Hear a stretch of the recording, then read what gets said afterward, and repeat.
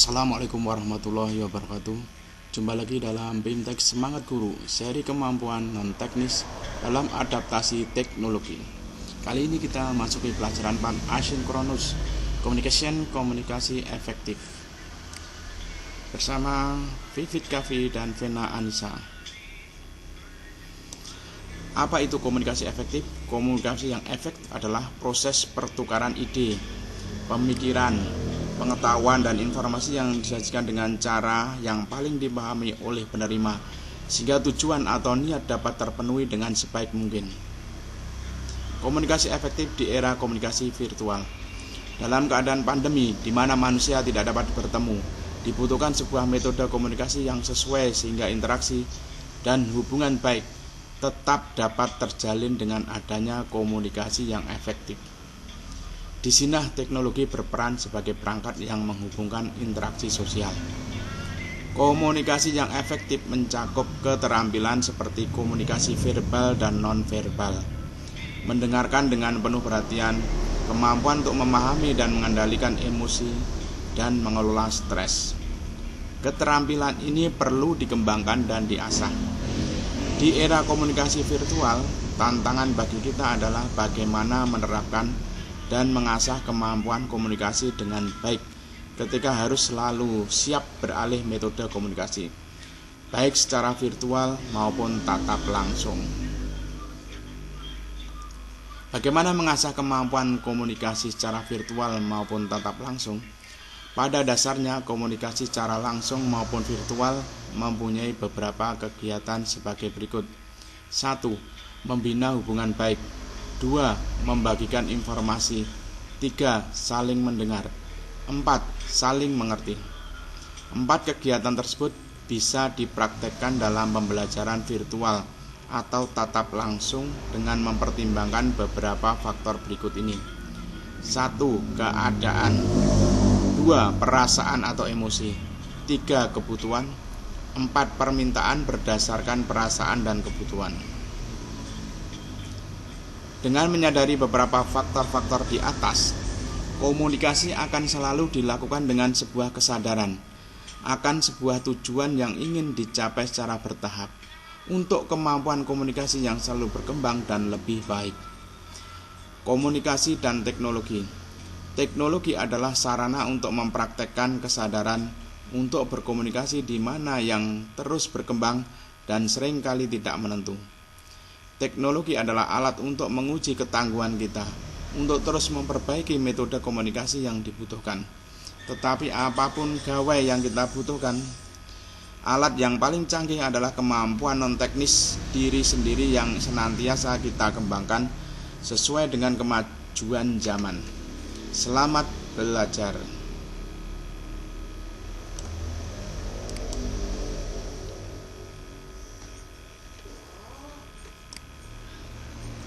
Rekaman webinar.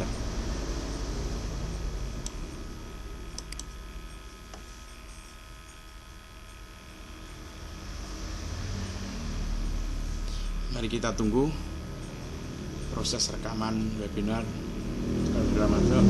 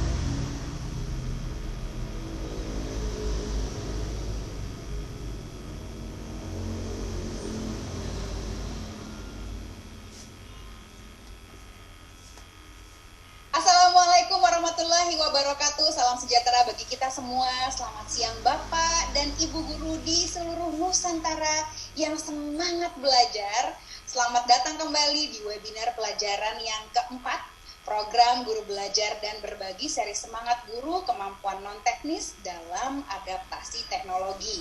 Kelas hari ini adalah pelajaran yang keempat Bapak Ibu, yaitu Communications, komunikasi efektif.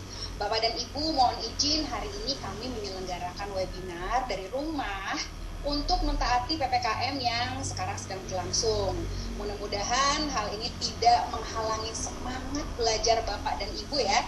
Sementara jadi saya tidak ada di kelas yang seperti biasa, saya melaksanakan ini dari rumah saja. Dan tentunya ini merupakan kehormatan bagi saya, Vena Anissa, yang dapat hadir di sini untuk memandu Bapak dan Ibu dari pelajaran yang pertama. Sekarang kita sudah memasuki pelajaran yang keempat.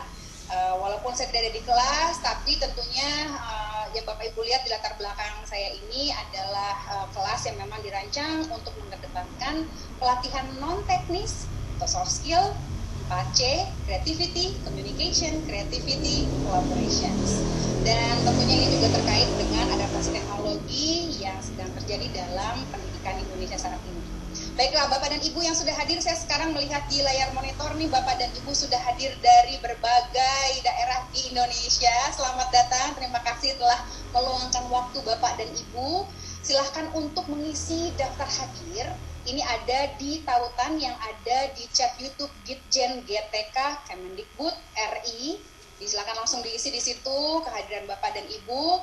Dan sambil saya diizinkan untuk menyampaikan susunan acara pada webinar kali ini.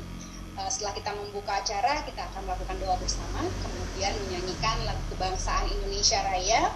Kita akan mengadakan training komunikasi hari ini, yaitu komunikasi efektif bersama saya sendiri nanti yang akan membawakannya bersama rekan saya Vivit Kavi. Kemudian kita juga akan menyimak bincang inspirasi bersama psikolog Ibu Verlita Sari, dan juga ada tips praktis seperti biasa bersama Pak Firza Daud. Dan tidak lupa juga Bapak dan Ibu seperti biasa yang sudah ditunggu-tunggu setiap episodenya, yaitu ada quiz.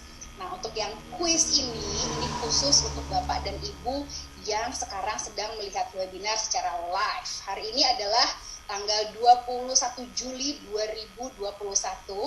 Jika Bapak dan Ibu sekarang sedang melihat webinar ini secara live, maka bisa mengikuti kuisnya yang berhadiah. Tapi kalau Bapak dan Ibu penilaian tengah.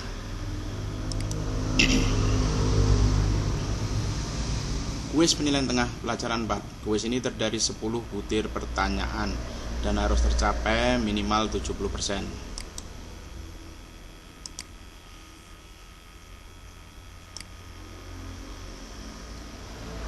Dalam komunikasi terjadi pertukaran A. Informasi, B. Mata uang, C. Barang, D. Jasa. Jawabnya adalah A. Informasi. Nomor 2. Komunikasi efektif tercapai ketika A. Adanya komunikasi verbal dan nonverbal, B. Komunikator mengenal lawan bicara, C. Pesan yang disampaikan dengan jelas, D. Pesan yang disampaikan dapat dimengerti oleh lawan bicara. Jawabnya adalah D. Pesan yang disampaikan dapat dimengerti oleh lawan bicara. Komunikasi efektif harus terjadi dalam dua arah yang berarti A. Pemberi pesan seorang komunikator yang handal, B. Pemberi pesan berbicara, mendengarkan dan mengerti lawan bicara, C. Pemberi pesan memakai metode yang tepat, D. Pemberi pesan menyampaikan komunikasi verbal dan nonverbal. Jawabnya adalah B. Pemberi pesan berbicara, mendengarkan dan mengerti lawan bicara. Tujuan mendengar lawan bicara adalah A. Untuk merespon dengan benar, B. Untuk memenangkan argumen, C. Untuk mengerti lawan bicara, D. Untuk menguji pengetahuan lawan bicara.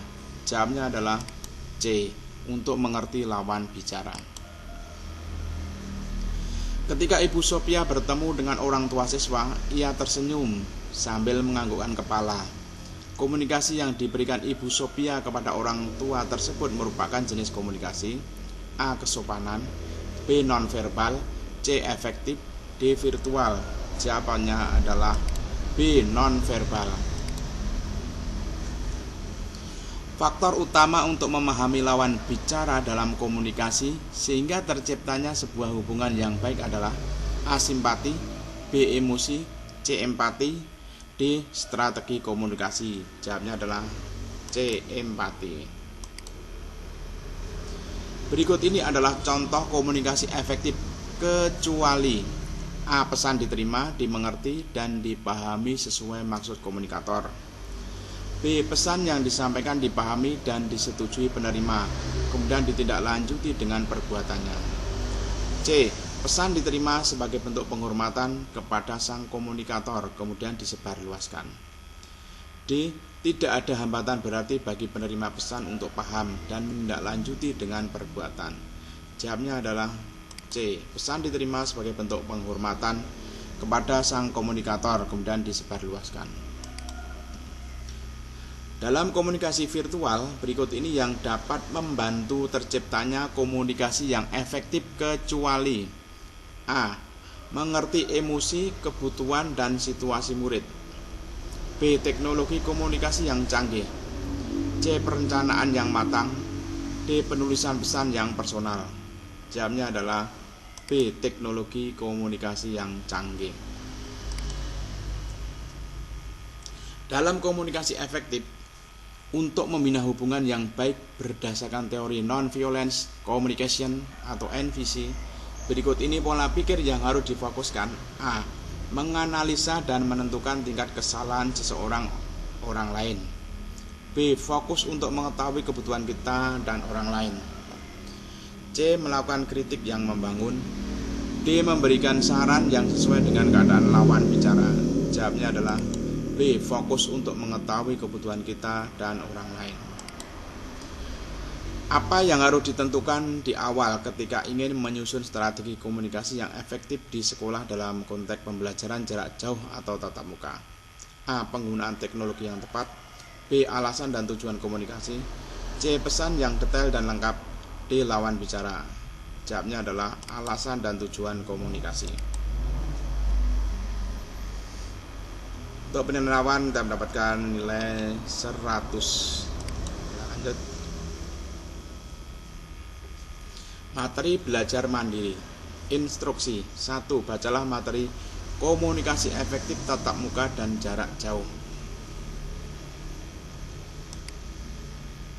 Komunikasi efektif. Apa itu komunikasi efektif? Di atas sudah dijelaskan tadi.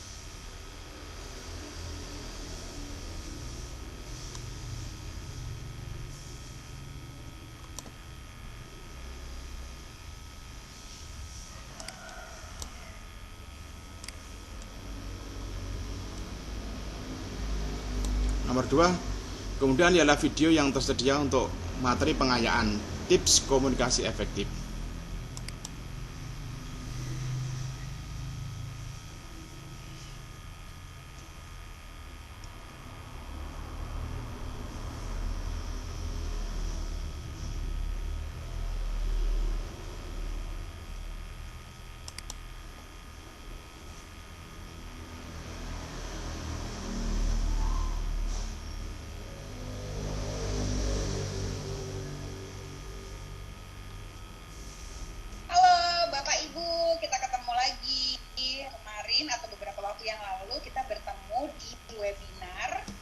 Yaitu pelajaran untuk sinkronus di pelajaran komunikasi efektif.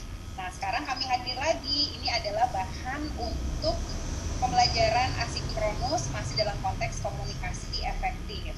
Dalam video ini akan ada 3 hal. Jadi yang pertama itu akan ada tips dari saya mengenai komunikasi nonverbal. Kemudian akan ada sedikit tips juga dari Ibu Vivit Raffi mengenai bagaimana caranya untuk menentukan tujuan dalam menentukan dan juga dalam konteks komunikasi efektif. Nah, kemudian di bagian ketiga saya akan menunjukkan juga sebuah link untuk menuju ke sebuah pembelajaran gratis yang memungkinkan Bapak Ibu bisa belajar bagaimana caranya untuk melakukan presentasi yang efektif. Nah, langsung ke pelajaran di bagian saya. Kalau tadi di webinar kita sudah banyak berbicara mengenai bagaimana caranya dan juga fondasi dari komunikasi efektif.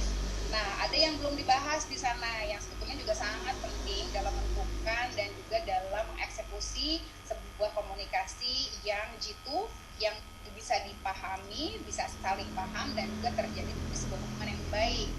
Nah, yang belum saya sempat sebutkan di webinar itu adalah komunikasi verbal dan non-verbal. Tetapi saya akan konsentrasikan pemaparan saya kali ini di komunikasi non-verbal.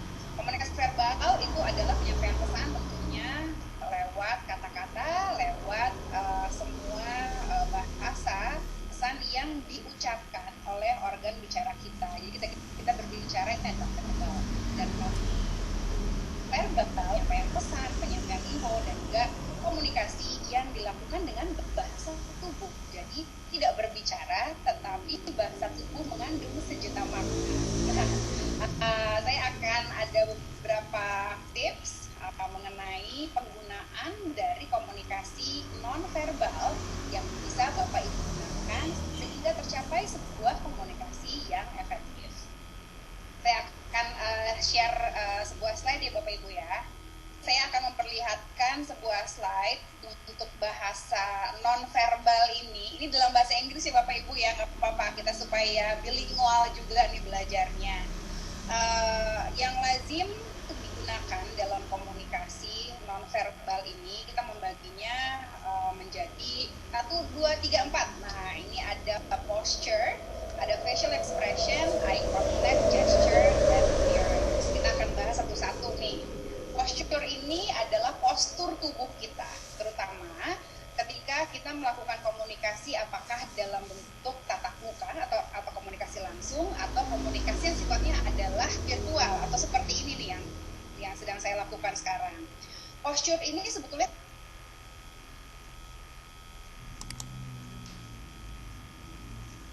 Ketika cobalah belajar cara presentasi efektif melalui platform Garis HP Live.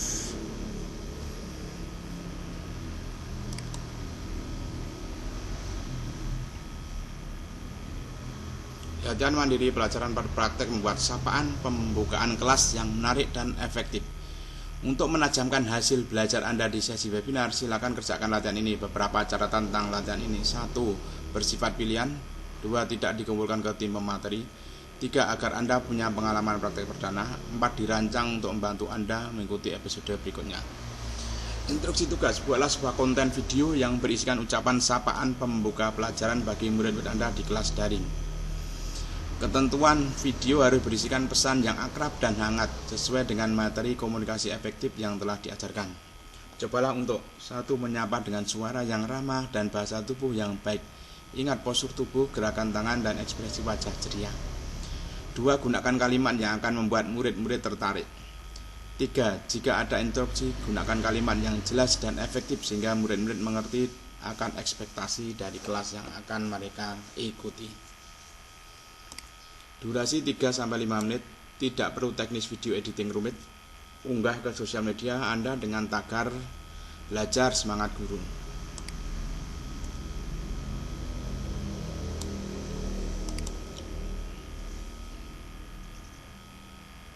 Penilaian akhir. Kuis penilaian akhir pelajaran 4 asinkronus. Kuis ini terdiri 5 butir pertanyaan dan harus mencapai kelulusan minimal 70%. Manakah yang termasuk dalam pedoman dalam menulis komunikasi yang tepat, relevan, dan berguna bagi siswa online? A. Bersikap jelas. B. Pesan tidak sampai kepada pendengar. C. Gaya komunikasi tidak berkesan. D. Jalur komunikasi tidak jelas. Jawabannya adalah A. Bersikap jelas.